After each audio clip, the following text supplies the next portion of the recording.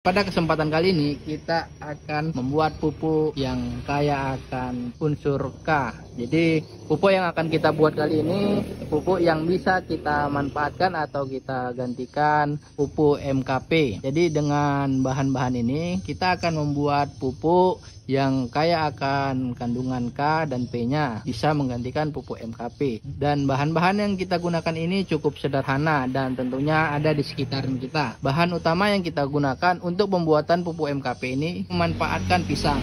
Jadi pisang yang kita gunakan di sini itu pisang yang sudah busuk dan ini kita dapat di pasar. Di sini ada air kelapa dan di sini ada garam. Bahan selanjutnya di sini ada E4 yang kita gunakan di sini E4 yang telah kita aktifasi, dan bahan terakhir di sini ada molasses. Jadi molasses sebagai sumber makanan untuk proses fermentasi pupuk kita ini. Selain molasses, sobat bisa menggantikannya dengan gula merah ataupun gula putih. Nah sobat, untuk cara pembuatannya sangat sederhana. Setelah kita siapkan bahan-bahannya, kita bisa langsung saja ke proses pembuatannya. Jadi air kelapa yang telah saya sediakan ini sekitar 2 liter lebih. Ini akan kita manfaatkan untuk pembuatan pupuk MKP ini. Belum kita campur dengan pisang, kita racik dulu bahan-bahan yang gampang kita aduk. Jadi di sini setelah ada air kelapa, kita bisa mencampurkan ini garam. Garam yang kita gunakan di sini, kita bisa menggunakan garam sebanyak 2 sendok makan. Kita tuangkan saja ke dalam wadah yang berisi air kelapa.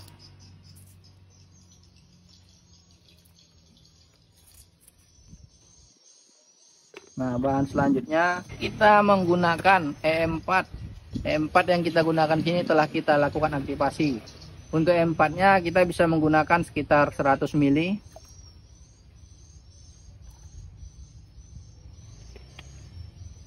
Nah, kita campur langsung ke dalam media. Selanjutnya di sini kita tambahkan molasses. Molasses yang kita gunakan di sini cukup sekitar 2 tutup botol saja.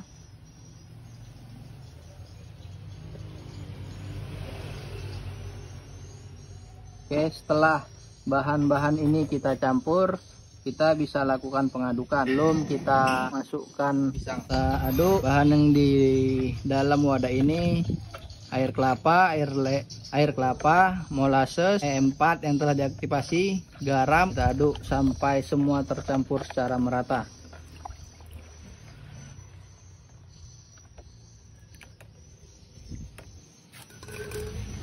Nah, bahan yang utama dari proses pembuatan ini kita memanfaatkan pisang. Nah, pisang yang kita manfaatkan di sini, lihat, pisang yang sudah kita ambil dari pasar yang sudah busuk. Ini sudah dibuang, jadi kita manfaatkan untuk proses pembuatan. Nah, setelah sudah ada pisangnya, kita tinggal hancurkan saja. Kita campur ke dalam wadah yang berisi ini. Karena kondisi pisangnya sudah sangat masak dan tua, kita tinggal merematnya saja. Ini untuk takaran satu wadah ini kita bisa menggunakan sekitar 1 sisir pisang.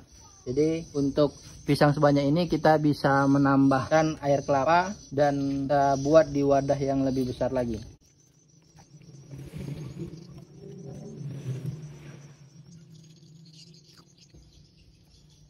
Nah, setelah semua kita campur,